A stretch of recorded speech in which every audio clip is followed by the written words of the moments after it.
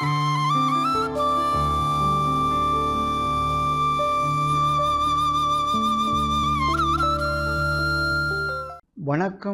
Don TV வாசகர்கள் எல்லோருக்கும் உளவளம் உளநலம் பேணவே மகிழ்வான வளமிக்க வாழ்வுக்கு நேரத்தை கரைப்பதால் வாழ்க்கையை வீணடிக்கத்தான் முடியும் என்ற தலைப்பில் கிடைத்த நேரத்தில் நற்பயனை ஈட்டிக்கொள்ள முடிந்தால் மகிழ்ச்சியாக வாழ முடியும் என்பதை விளக்க விரும்புகிறேன்.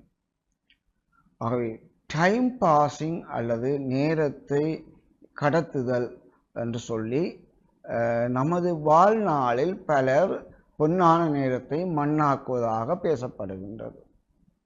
அந்த நேரத்திற்குள் எவ்வளவு நாங்கள் வாழ முடியும், எவ்வளவு காலம் வாழ முடியும், எவ்வளவு தூரம் வாழ முடியும், எவ்வளவு தூரம் மகிழ்ச்சி அடைய முடியும் என்றதை நாங்கள் எப்போதாவது சிந்திக்கிறோமா? ஒரு ஊடக அறிக்கையின்படி பல புள்ளி விவர திரட்டுகளின்படி ஒருவர் வாழ்நாளில் எத்தனை வீதம் தனது வாழ்க்கையை சுவைத்திருக்கிறார் என்ற மதிப்பிடும் போது 10 வீதம்தான் வாழ்ந்திருக்கிறார், 90 வீதம் வாழவில்லை என்று ஒரு மதிப்பீடு சொல்லப்படுது. அது ஏன் என்று சொன்னால் அதை உங்கள் முன்வைக்க விரும்புவது காரணம், நாம் அடுத்தவர்களை அவதானிப்பதனூடாக, மாற்றாரிடம் விடுப்பு கேட்பதனூடாக அல்லது தேவையற்ற அனாவசிய விடயங்களில் நாங்கள் தலையை கொடுப்பதனூடாக எங்களது வாழ்க்கையை பற்றி நாங்கள் சிந்திக்க மறக்கிறோம். மகிழ்ச்சியான நேரத்தில் மகிழ்ச்சியாக வாழ வேண்டிய சூழலை நாங்கள் இழந்து கொண்டு போகின்றோம். நாங்கள் எந்த நேரத்தில் எவ்வாறான மகிழ்ச்சி அடைய முடியும் என்பதை கூட மறந்து விடுகின்றோம். இவ்வாறாக எமது சிந்தனை முழுக்க சூழல் வயப்பட்டிருந்தால் நம் வாழ்க்கையின் வாழ்வு காலம் நீண்டதாக இருந்தாலும் வாழ வேண்டிய மகிழ வேண்டியதை மகிழ முடியாமல் போகிறோம். அதுக்காகத்தான் இந்த பத்திரிகை மதிப்பீடு உங்களை சொல்லுகிறேன். ஒவ்வொரு வாழ்க்கை பயணத்துக்கும் இலட்சியம் அல்லது கோட்பாடு ஒன்று இருக்கும். அதற்கேற்பவே வாழ நாங்கள் முயன்று கொண்டிருக்கின்றோம்.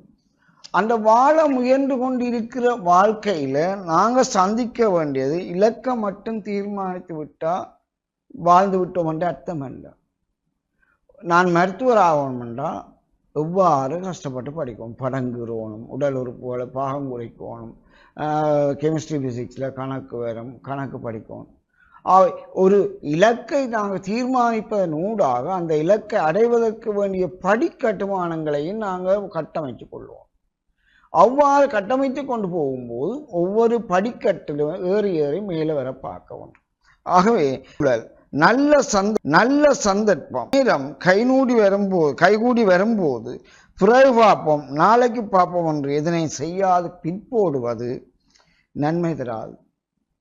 இவ்வாறுதான் எங்களது வாழ்க்கையில் பொன்னான நேரத்தை நாங்கள் கரைய விட்டிருக்கிறோம்.